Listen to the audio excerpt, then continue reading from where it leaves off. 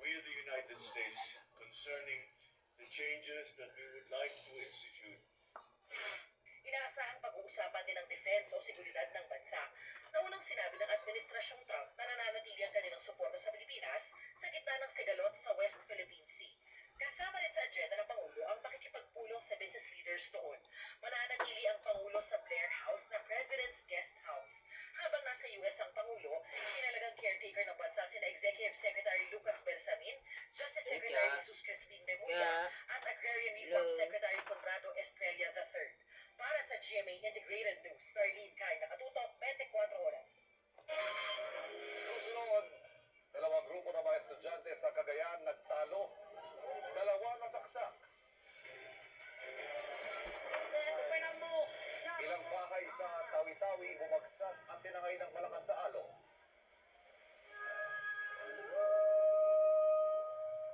At lagusan sa mundo ng Encantadia, binuksan para sa mga mortal. Walang batid na pagtutok sa 24 oras weekend.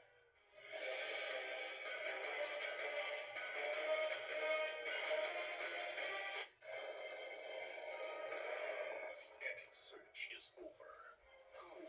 Nasa punto na. Golden chicken curry fillet. Oh my God. Ang sarap. Sulit-busog. 99 pesos lang.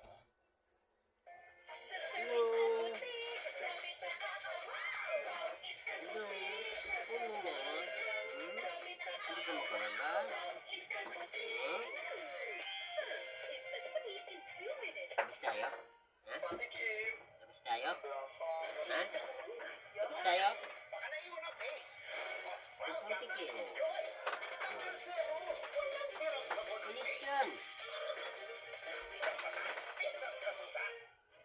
Natakam yan. Makimi pansit canton. Bango. Ang sarap. Pagkain na yan. Makimi pansit canton. Sarapines.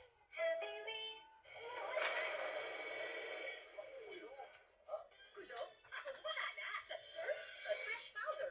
May sunflower para sa anti-release at bagong na Oh, ingay na naman eh. Oh. Ano ba yun? Nasnigan mo daw.